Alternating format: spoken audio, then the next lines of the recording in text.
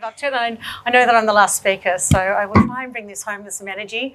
It's probably been a really full-on couple of days and there's been lots of presentations. I have been here for the last few, so I'll try not to dwell on the things that you've already talked about, but kind of bring out what was, I guess, unique to the AMP experience. I've been at AMP for 10 years now. I spent 15 years in sales before I went to AMP, always though in the corporate super world. So very niche market that we're in, but I actually went into AMP as an account manager. I decided to jump the other side of the fence. I hadn't worked in corporate, so it was my first foray into the corporate world, and it was expected because I had actually had clients that were in AMP products, and everybody knows AMP. We've actually been around for like 170 years almost now, so everyone's had some touch point with AMP. And my experience was an advisor, was a company that was pretty slow to move, very complex. When I got inside of AMP, it was actually worse than I thought from the outside. But it was also the best time because I thought, something's going to happen, something's going to change. And I look now and I am really proud about the journey that I'm going to talk to you about today. We've been on an immense journey over the last sort of 18 months, obviously triggered by the Royal Commission into the banking and financial services industry. It was a very big kick into transformation, even though we had been transforming for sort of 3 years already at that stage. But I'm really, really proud of where we've gotten to at the moment, and I'll share some of the results with you today that we've actually managed to achieve specifically in our business unit. I did giggle starting to put these slides together. This is our new visual identity and it all looks very calm and serene. And when I looked at that, I thought it's actually not really a true representation of where we've been over that 18 months. This is a far truer representation of where we've been. It was the 12th of April, and I know it was the 12th of April because it was exactly a month before my wedding that we first really hit the headlines of the Royal Commission. Shortly after, I think it was the 20th of April, our CEO stepped down, and shortly after that, our chair stepped down. So it was a very tumultuous time, and you can imagine the impact that all had on clients. We had a 600% increase in the rate of our employers reviewing their superannuation plans, and that was in the probably 6 months following that April. So I was lucky, got married and went to Europe for 5 weeks. But I missed a little bit of it. But I have been obviously in there for the vast majority of that time. And I had been through, as I said, account management at AMP. I'd been into brand and marketing. I'd been in channel marketing. I'd actually headed up value proposition at one stage. And I literally, right before this all kicked off, my now managing director tapped me on the shoulder and said, "I think we need a sales enablement function." I was like, "I think you're right." And she said, "Would you like to do it?" I said, "I know nothing about sales enablement." She's like, "No, I think you're wrong. I think you actually know quite a bit because you've kind of done all of the stuff. And it's just a matter of pulling it together." I soon learned that it's a little bit more than just a matter of pulling all of that together. But I must say it's been an excellent learning curve. And, we've had some great partnerships along the way that have gotten us to that point. So let's jump in to have a look at exactly how we addressed all of those issues and how I sort of managed to get sales enablement running at AMP in the workplace, what we're now called the Workplace Super Team. I needed to look back at what we had. So when I sat down with Elaine, who's my managing director, she basically summed up the role as people, processes, systems. She'd done a very similar role a long time ago at Computershare, so she had a very defined view of what she wanted me to look at. And when I looked at our people, obviously capability, we've talked about that a bit this afternoon, but change management, there was so much change coming through the business at that time. One, on the transformation side. Two, how do we keep up with everything that's in the media, all of the change that's happening internally? There were so many messages that people needed to take in. It was insane, really. And then looking at the team forums and how people were actually accessing that information. From a process perspective, I was really focusing, I say sales and retention, it was a retention focus, particularly at that time. But obviously we still have to do proposals. So you're still getting tender RFPs in, we're doing tender responses, we're doing desktop reviews. There was a lot of that type of process activity, as well as our pitching and our pitch process. But systems. So we'd had Salesforce probably about 3 years at that stage. No one had ever really owned Salesforce for our team. So it was a bit clunky. It's a lot better now. We are still in Classic. It's a terrible thing to have to admit, but we are still in Classic. We introduced LinkedIn Sales Navigator pretty quickly at that point. We have a really strong data analytics team at AMP, so that was great. And we also have a very strong NPS program where we actually NPS pretty much every interaction and episode. So we had some really good information. But that is so much, and it's so much to, try and get across to people and really be relevant about what information they need at the time they need it. Danielle said that perfectly before, is that it's really about what I need to know now. And then, there's still the likes. Luckily, the likes kind of disappeared for us at this stage because it was really focused on the need. So going through all of that process, it took me a couple of months to get my head around all of this. There were a lot of discussions with the team, a lot of research on the things that we had and chats to stakeholders, etc. But there were 3 things that I thought we needed to solve for. One was really about keeping that value messaging consistent. So what are we? Why AMP? Why would you be with AMP? Risk was a huge thing. Risk mitigation, and still is. Compliance and risk. Compliance projects are still jumping ahead of me when I try to deliver things. Not surprising, but we're certainly getting there. Obviously, with that 600% increase, we needed to scale pretty quickly. And as you will all know, personalisation to your clients is really critical in terms of engaging them and helping them with that value exchange. And now with the data analytics function, how do we actually use the insights on how everything's performing to not only drive performance, but drive capability, and certainly feed that back into our internal teams to align everything that we're doing as a business. I won't dwell on this, but really, obviously, looking back where we'd been, there hadn't been a whole lot of work done around content management. We were still in share drives. A little bit of stuff was on SharePoint. It wasn't a particularly exciting experience. We wanted a single source of truth. And in fact, that was my first KPI in sales enablement from my managing director, was give me a single source of truth. So obviously I had other KPIs, but that was really number 1 on her list. The next 3 were probably driven by need, so the time savings. We don't have a very big sales team. We actually have our account management team's 18, and we only have 6 in our sales team. So we're not talking high volume, but the amount of time they were taking to go back into the share drives, find information, create something that was probably on a deck that wasn't necessarily signed off, all of that type of thing obviously fed into the risk mitigation. So how do we make sure that we're using content that's been through our brand team, been through our compliance team? But then also from an analytics perspective, insights is the word of the day, I think, pretty much everywhere, certainly in our industry, in our business. So how do we do that? As I said before, what it takes is really around all the conversations that I had with various people within the business to really understand if I was going to introduce new systems, new processes, I needed to build new people capability, what impact was that going to have, particularly on my IT people and IT security. So I had all of those conversations right up front to try and get the lie of the land. At that point in time, in stepped Seismic. So I don't know if any of you know Seismic, but obviously a very good sales process because they hit us right at exactly the right time with Jeff, actually over at Seismic, reached out to Elaine, who immediately flicked on his email to me and said, go and have a look. So we spent a long time with Seismic understanding the capability of their system and how it might meet the needs of what we had to deliver at that point in time. And we implemented it and we moved really quickly. There was obviously a lot of work internally to engage people up to that point of where we went into pilot. We started off by working with Seismic to create some demos and from some use cases. And then we showcased the hell out of it, to be honest. I think we did, I probably did 5 or 6 with the Seismic team and did another 5 or 6 myself, just to make sure all of the stakeholders were comfortable with what we were doing. I literally did this on the smell of an oily rag, and we managed to deliver the pilot in about 10 weeks. And what we delivered in that pilot were these 3 things. So, single source of truth, so much better than SharePoint, so much better than anything that I've used, which is the document library, which is called the News Center in Seismic terminology. the doc center. And that is great because I now have one of those for each of the functions in my team. So I have an account manager page, a sales page, a proposal manager page, an education manager page, and even one for the leaders so that they can go and access everything that they need to access.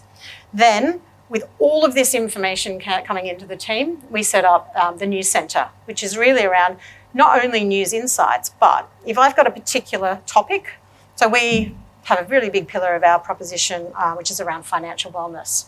So we now have a financial wellness page within the news center that basically explains everything, and you can use all sorts of media in there, but it tells the team exactly, it links straight through to that content. So it tells them how to use the content and it links straight through to the content.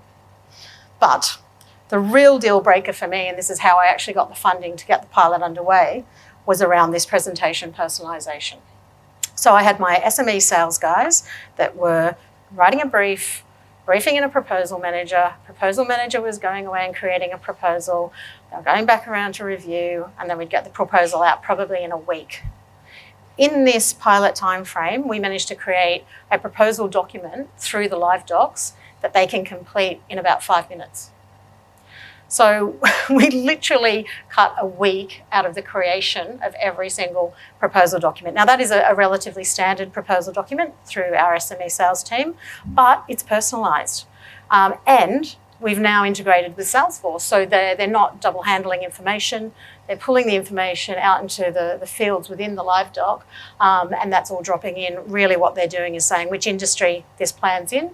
And we haven't quite done that yet, but that's absolutely in my roadmap for this year. Through that industry, we can personalise the imagery within that document.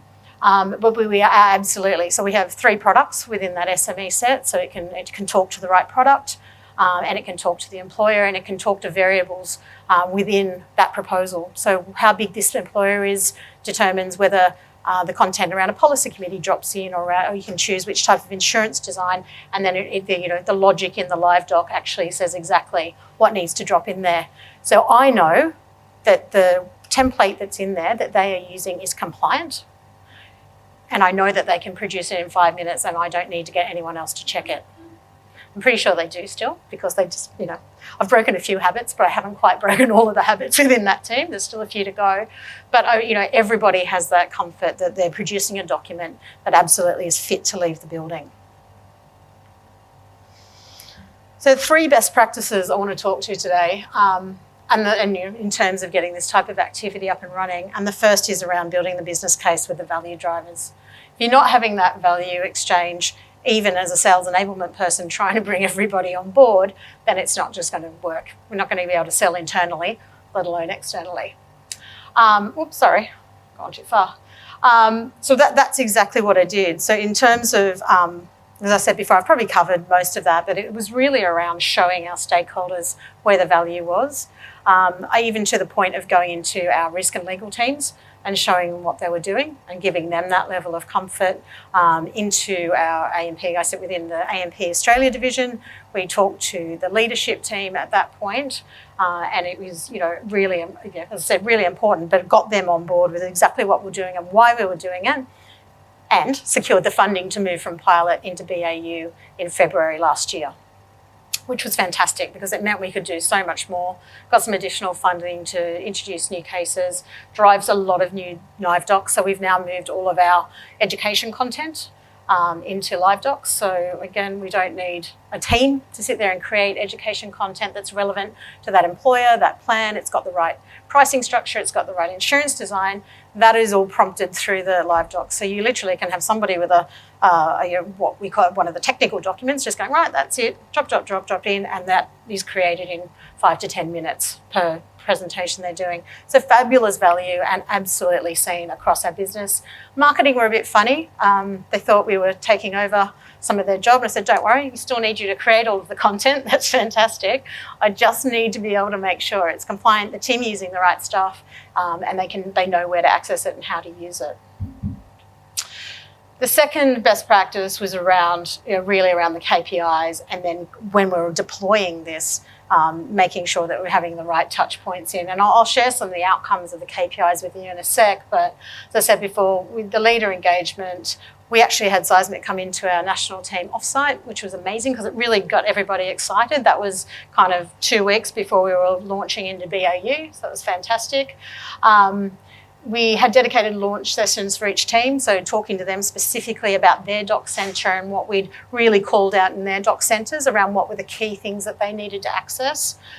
We created weekly usage reports, so insights I'll talk to in a sec, but I was really, again, it goes back to Anna and Danielle's points around engaging and coaching and making sure people know what's going on. Weekly usage reports for the leaders were probably one of the biggest factors that drove adoption of Seismic for our team, because the leaders could see who'd logged in, when they'd logged in last, how many documents they'd accessed, whether they'd downloaded them, whether they'd sent them in a live send, or so a link, so we got all of the analytics back on what the end user was doing with that document. And it just really, it totally shifted the way the managers were having a conversation with their people. But of course, putting the KPIs on the BDMs, account managers, the leaders and ourselves really kind of drove adoption, because nobody wanted to not have those shining on their reports. But as I said, the insights were really critical. It really changed the conversation. So it didn't just give us information, it absolutely changed the conversation that the leaders were having, but it changed the conversation that the BDMs and the account managers were having as well. So it did take a while to get them to stop downloading and sending. No, just send a link and then we'll see what the end user is doing with that document. But it allowed them to see exactly what that customer was interested in and pick up the phone and either have a conversation with them or send them another piece of content that supported what they were interested in. So it just meant that we could have many more touch points with each of those customers about something that was really relevant to them. And it's something I actually then aligned back to our Sales Navigator strategy and using LinkedIn, again, to make sure that these teams were sharing the right information. And it was information that we knew our customers were interested in to really grow that relationship. And as you can see, the next one is really about the assets. So one of the most brilliant features, again, about this is that we can see what content is being used. So you can basically do a content audit and does recommendations about what you should keep, what you should improve, or what you could just get rid of.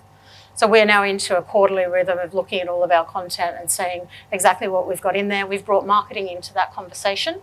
And they really love working with us now. So, they don't want their content not to be used, and we don't want content that we're not going to use. So it is really, really, we've changed our conversation with marketing as well. As I said, looking at some of the successes that we've actually managed to achieve from a sales effectiveness perspective, we've cut about 5 hours a week for each salesperson in terms of finding documents and creating documents. We've had a 20% increase in our retention rate. That's just phenomenal. I think given that everything that we at AMP faced into, we have only lost, we've had a 95% retention rate across our business. And when I say that, we have 40,000 employers that we work with. So, when I say a 600% increase in the activity, it was a big number. We have worked our butts off over the last 18 months, but, the results are there. And I'm not saying that, this is absolutely the leader into it, but it really has driven change. I think absolutely supported that adoption. In the SME, we move into sales. We have turned a corner. We turned a corner a little while ago, particularly in that SME space. We've increased the win rate by 2. We actually onboarded more employers last year than any of us expected, which was phenomenal. And just even the sales guys seeing those results, the adoption rate has improved dramatically. We do quarterly business reviews with the Seismic team, and it's just all been green, which is a really nice thing to see. This is probably the one system for me. If I looked at Salesforce even, or Sales Navigator, the adoption is probably a little bit lower, to be perfectly honest, than we've had with Seismic because of the value that this has driven. And it all ties back to the fact that content sits over the top of everything. We really can't do any other part of our roles without having the right content on hand to be able to support the conversation we're trying to have or get the outcome that we're trying to achieve. I'm super proud of what we've managed to achieve as a team over those last 18 months, and it's really exciting. And I think leads perfectly into best practice number 3, which is really around future-proofing. all of that stuff we've done, from the demos to getting in front of the LT to sharing the insights, making sure IT's on board, making sure marketing's on board, just means that we've got so much more to do and can achieve so much more. And we are moving into data automation of a lot of our documents this year. So we have a lot of investment documents, which regular monthly reports come out in a spreadsheet. Spreadsheets are obviously no good to sales guys. So we can actually create live doc templates, and then we're automating the data into those so we can tell our investment story, that type of thing, which is super exciting. Driving more marketing adoption. We shouldn't really be owning this as a sales team, to be perfectly honest. So this year is on the roadmap is how do we actually hand over ownership of content management to the marketing team, and more showcasing of our use cases. So as we particularly get these data automation pieces up and running, people are actually asking us what we're doing. And I've actually been invited by the sales enablement team at A&P Capital, who are usually so far ahead of us, it's crazy, to come and talk to them about what we've done, because they've heard through the grapevine what we've managed to achieve, and they want to do that too, which is phenomenal. But I think if the one thing that I could say around this experience and what we've been through is that iterating, just doing something, testing it, learning from it, and getting in there and growing it and taking the bits that work and really working on them harder and doing more in that space just absolutely shifts. I think, ironically, we were probably a little bit lucky that we did have the impetus to get this moving and get the buy-in from a lot of people. But it's now just become a way of working for us. And, it's really exciting about what we can potentially look to achieve this year. Thank you. Any questions? Thank you. Abby. Thank you. Any questions for Abby around what she's done with the platform, and also with the content transformation that she was doing as well, just bringing all those elements together? Yeah, Kirsty.